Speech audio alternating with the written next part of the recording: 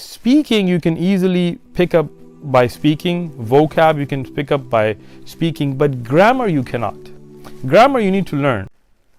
أعوذ بالله السميع العليم من الشيطان الرجيم بسم الله الرحمن الرحيم الحمد لله والصلاة والسلام على رسول الله. This is the video that everybody's been waiting for, everybody's been asking for, been getting a lot of comments for, which is what books to study in order to be proficient in the Arabic language. And I'm really looking forward to this myself. But understand, the ulum, the sciences that cover the Arabic language, there are many.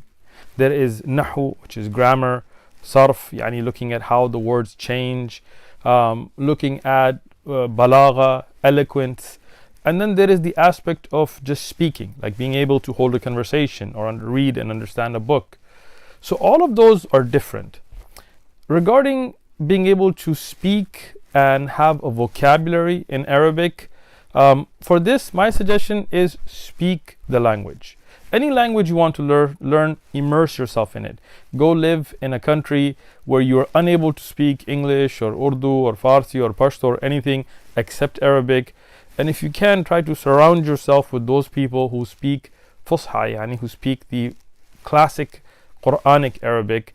And then as the child learns language, you're going to pick it up. But what if you're not able to go to some country and spend time there, few years here and there? Like when I lived in Jordan for a while, it was amazing because I wasn't able to speak anything else. I lived in an area where I had to speak Arabic. I made a rule with myself not to speak except classic Arabic, even if people called you a professor or made fun of you. So that was really beneficial for me. But if you want to get some books, then there are a few books, and we have a few here. Kitab al-Asasi, this is one of the books that's well recommended. It comes with a CD. So this is a good book if you want to get vocab. There are the Medina books. Again, they're very practical. They work. There is Arabiya Baina Yadayk, also an excellent book. And we have many. This section going all the way around is all Arabic language, dictionaries, and books. Again, but my suggestion for vocab, speak it. Sit down with people, and when you're forced to have to ask for something in Arabic or refer to something in Arabic, then you're going to wonder what is the word for it. Then you're going to go look it up, and then you will remember it. Just sitting and reading through a book and هذا الكتاب وذلك الباب and things like this, I'm not a big fan. Rosetta Stone and all of that, I'm not a big fan of that. I think you need to be immersed. Even if you don't live in an Arabic country, you can find people who are fluent in Arabic around you and say, okay, every week, let's just sit down for a couple of hours and a couple of days and speak nothing but Arabic. Right? And I think that's going to be more beneficial, but these are good books as well. Now we get to the more difficult thing. Like speaking, you can easily pick up by speaking. Vocab you can pick up by speaking, but grammar you cannot. Grammar you need to learn. Unless you're going to learn it from a child and you're going to grow up and kind of figure out the grammar from listening to people and things, you could, but most people like who speak Arabic today, even when they speak Fusha, they don't use proper grammar like Muthanna and understanding the difference between Isharat and things like this. So grammar you need books. Now I'm going to show you two paths and two sets of books to study grammar. One is a classic scholarly path, but it's not the easiest path. The other is an easier path, and I've studied both sets of books. Both have their own benefits. So let's talk about easy first. A book that I would highly recommend. It's called Nahu al-Wadih, and this is written by two contemporary scholars, Sheikh Ali and Sheikh Mustafa Amin. Very, very easy to understand. There are two sets. So there's two sets that have 3 books each. So altogether 6 books printed in 2 volumes. I have one of the prints that I like a lot because what they have done is they've made graphs. They've added graphs to the original book. And this is the print that I taught from and I learned from. This is Maktaba Dar al-Fikr from Beirut, Damashq, the Damashq, Sham, sorry. So from Damashq, Maktaba Dar al-Fikr, their print of Nahu al-Wadih. It's excellent. I have a few different prints and all of them are good, But the ones that have included charts, I like those a lot. This is the second 3 books. That's the first. That's the first 3 books. So Nahw al-Wadi', excellent book to begin from a zero grammar person. If you can read Arabic and you can understand some of the words, this would be an excellent book. Then there is this book which one of my shuyukh recommended to me. It's called Durus al-Nahwiyya, and this is printed by Dar al-Aqeedah, and this is a combined work of 4 scholars. I found this to be a very, very amazing. It's 1 volume really, but it has different volumes within it.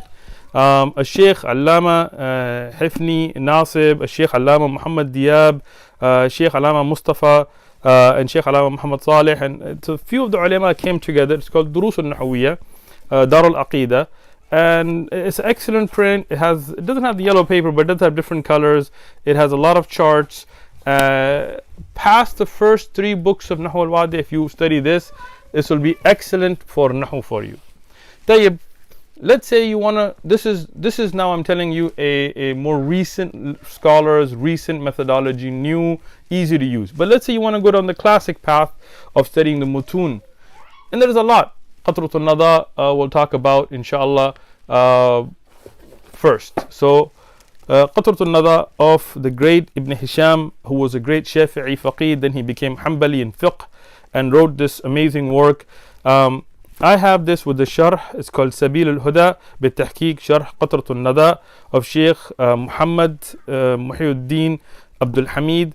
I studied this with one of the shuyukh in Pakistan and found many benefits. And even though we were traveling at the time, it was an amazing book.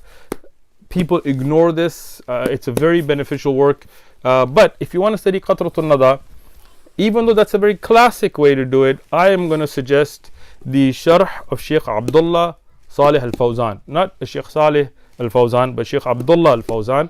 He is Sheikh Abdullah ibn Salih al-Fawzan, not the son of the famous Sheikh Salih al-Fawzan, but another great scholar. Sheikh Abdullah al-Fawzan, amazing scholar, great research, 1 volume. I have Dar ibn Jawzi's print. No doubt I recommend this print over others. The tahqiq is excellent, yellow paper, mulawwan, and I found this to be the best and easiest way to study Qatrat al-Nada from the books that I have studied for it. Tayyib. Now let's go to the famous Ajrumiyya. Ajrumiyya, classically, it's a very small matan. People memorize it as well, but it's classically studied with the book Tuhfatu Sunniyya Bisharh Muqaddimah Ajrumiyya, and this by the same Sheikh whose sharh I studied for Qatrat al-Nada, which is Muhammad Muhyiddin Abdul Hamid. And this is classic. If you go to Egypt, you go to a lot of countries, this is what they turn to. And I have studied this twice, but I'm going to recommend a sharh, 2 shuruh for it inshallah. One is the easiest and most practical to learn, and that is the sharh of Sheikh Ibn Uthaymin, Sheikh Muhammad Salih ibn Uthaymin. As usual, his style to make it easy. Maktaba Rushd has the print that I like. Excellent print, clear, mulawwan, different colored script, yellow paper, and amazing. Again, if you want to go the classic route, yes, but if you want to make it easy to understand Ajrumiyya, go with the sharh of Sheikh Ibn Uthaymin or the sharh of Sheikh Abdullah al-Fawzan as well. But that's Ajrumiyya. Now let's say you want to go higher level. The best book, in my opinion, written with Nahw and Sarf, there is no equal to it. It's Alfiya ibn Malik. As the Sheikh Ibn Uthaymin and others said, if you understand Alfiya ibn Malik and you can comprehend it and you can understand it, that is enough for you in Nahw.